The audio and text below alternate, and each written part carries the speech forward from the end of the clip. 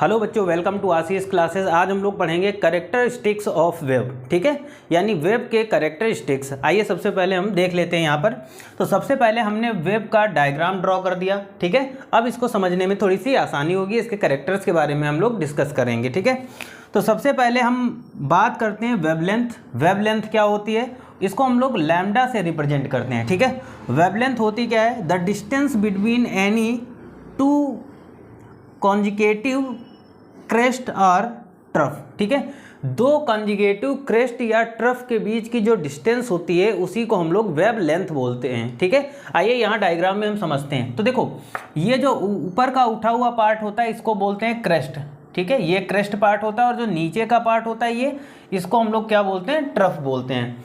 तो दो क्रेस्ट के बीच की डिस्टेंस, यानी दो क्रेस्ट के बीच की डिस्टेंस या फिर दो ट्रफ के बीच की डिस्टेंस, यहाँ पर आप देख रहे हैं कि दो क्रेस्ट के बीच की डिस्टेंस या फिर दो ट्रफ के बीच की डिस्टेंस जो होती है वही हमारी वेवलेंथ होती है, और इसको हम लोग लैम्डा से रिप्रेजेंट करते हैं, ठीक है। यहाँ तक सबको समझ में आया होगा। आगे देख लेते हैं। Wavelength is expressed in ampere, metre, nanometre and picometre. तो देखो, हम जो वेवलेंथ को एक्सप्रेस कर सकते हैं वो एंगस्ट्रॉम में एक्सप्रेस करते हैं, मीटर में करते हैं, नैनोमीटर में करते हैं और पिकोमीटर में हम लोग एक्सप्रेस करते हैं किसको, वेवलेंथ को। अब देख लेते हैं आगे। 1 एंगस्ट्रॉम इक्वल टू कितना होता है, तो 1 एंगस्ट्रॉम इक्वल टू 10 की पावर -8 सेंटीमीटर होता है और 10 की पावर -10 मीटर होता है, ठीक है। वहीं पर 1 नैनोमीटर की बात कर लेते हैं। तो 1 नैनोमीटर इक्वल टू 10 की power -9 metre and 1 picometre equal to क्या होता है, 10 की पावर -12 मीटर होते हैं, ठीक है, होता है। तो हमने वेवलेंथ जान लिया। वेवलेंथ होती क्या है कि दो क्रेस्ट के बीच में डिस्टेंस, यानी ये जो हमारी डिस्टेंस है, दो क्रेस्ट के बीच की डिस्टेंस या दो ट्रफ के बीच की जो डिस्टेंस होती है उसी को बच्चों हम क्या बोलते हैं, वेवलेंथ बोलते हैं, और वेवलेंथ को लैम्डा से रिप्रेजेंट करते हैं। आगे चलते हैं। आगे हम फ्रीक्वेंसी की बात कर लेते हैं, ठीक है। फ्रीक्वेंसी क्या होती है, तो the number of waves passing through a point, ठीक है, the number of waves passing through a point in 1 second, ठीक है। तो देखो एक सेकेंड में मतलब क्या बताएगा, the number of passing wave through a point, किसी एक पॉइंट से पास होने वाली वेव, पर सेकंड में पास होने वाली वेव हमारी क्या होती है, फ्रीक्वेंसी होती है, ठीक है।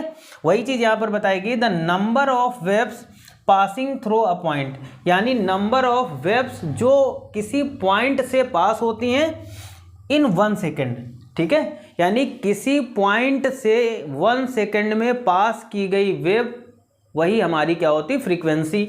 मतलब जैसे हमारा ये पॉइंट है, यहाँ से ये पॉइंट ले लेते हैं और इस पॉइंट से 1 सेकेंड में पास की गई जितनी भी वेव पास करेंगे, यानी 1 सेकेंड में यहाँ से जितनी भी वेव पास होंगी वही उसकी क्या हो जाएगी, फ्रीक्वेंसी। और फ्रीक्वेंसी की एसआई यूनिट क्या होती है, हर्ट्ज होती है, ठीक है। आगे चलते हैं। हम वेलोसिटी की बात कर लेते हैं, जिसको हम लोग सी से रिप्रेजेंट करते हैं। तो वेलोसिटी होती क्या है, it is a linear distance travelled by a wave in 1 second, ठीक है, यानी किसी वेव के द्वारा एक लीनियर डिस्टेंस 1 सेकेंड में तय की गई या 1 सेकेंड में कवर की गई लीनियर डिस्टेंस, है ना। 1 सेकेंड में किसी भी वेव के द्वारा ट्रैवल की गई लीनियर डिस्टेंस हमारी क्या होती है, वेलोसिटी होती है, ठीक है। वेलोसिटी की यूनिट की अगर हम बात कर लेते हैं तो ये सेंटीमीटर पर सेकेंड होता है और मीटर पर सेकेंड होता है, ये इसकी यूनिट होती है।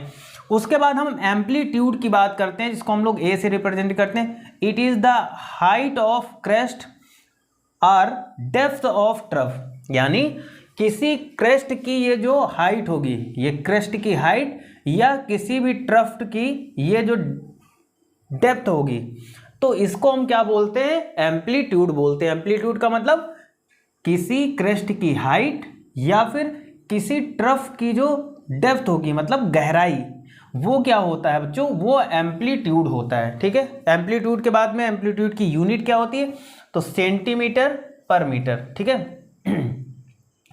आगे देखो यहां पर वेव नंबर क्या होता है, the number of wave per unit length it is reciprocal of the